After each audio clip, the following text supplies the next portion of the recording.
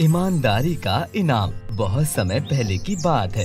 एक गांव में एक रमेश नाम का पेंटर रहता था।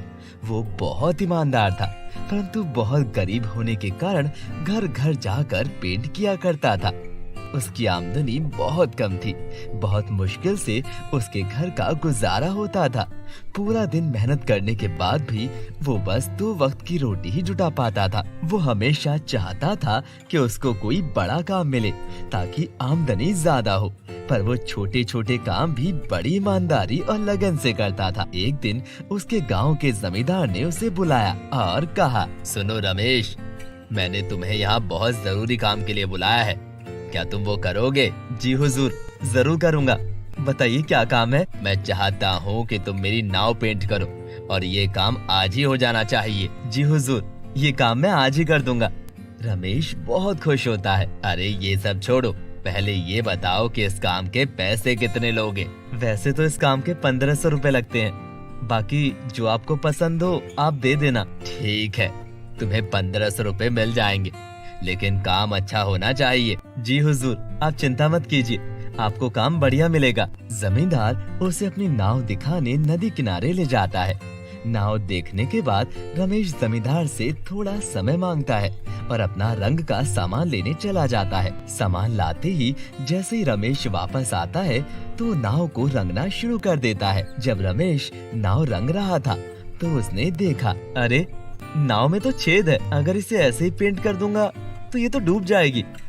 ऐसा करता हूँ, पहले इसे ही भर देता हूँ। ऐसा कहकर वो छेद को भर देता है और नाव को पेंट कर देता है। फिर वो जमींदार के पास चला जाता है और कहता है, हजूर, नाव का काम पूरा हो गया है, अब आप चलकर देख लीजिए। फिर वो दोनों नदी किनारे पहुँच जाते हैं और नाव देखते हैं। अरे वाह रमेश, तुमने तो बहुत अच्छा काम किया है। ऐसा करो कि तुम कल सुबह आकर अपने पैसे ले जाना। ठीक है हुजूर। और फिर वो दोनों वहाँ से अपने अपने घर को चले जाते हैं। अगले ही दिन जमींदार के घर वाले उसी नाव में नदी के उस पार घूमने जाते हैं। शाम को जमींदार का नौकर बाबूलाल, जो उस नाव की देखभाल करता था, शाम को आता है और परिवार वालों को घर पर ना देखकर जमींदार से पूछता है। जमींदार उसे सारी बात बताता है। जमींदार की बात सुनकर बाबूलाल चिंता में पड़ जाता है। उसे चिंतित देखकर जमींदार पूछता है, क्या हुआ बाबूलाल, ये बात सुनकर तुम चिंतित क्यों हो गए? सरकार, लेकिन उस नाव में तो छेद था। ये बात सुनकर जमींदार भी चिंतित हो जाता है। तभी उसका परिवार वाले पूरा दिन मौज मस्ती करके वापस आ जाते हैं। उन्हें देखकर जमींदार खुश हो जाता है।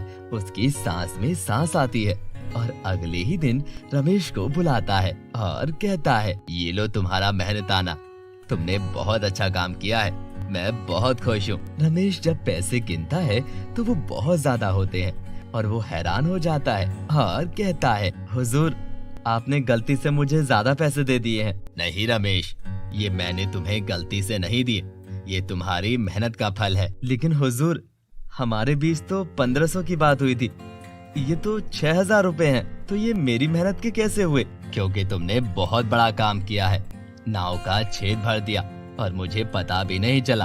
अगर तुम चाहते तो उस छेद को ऐसे भी छोड़ सकते थे या फिर उसके लिए अलग से पैसे भी मांग सकते थे, लेकिन तुमने ऐसा नहीं किया, जिस वजह से मेरे परिवार वाले सुरक्षित उस नाव की सवारी कर सके। अगर तुम उस छेद को ना भरते तो मेरे परिवार वाले डूब भी सकते थे।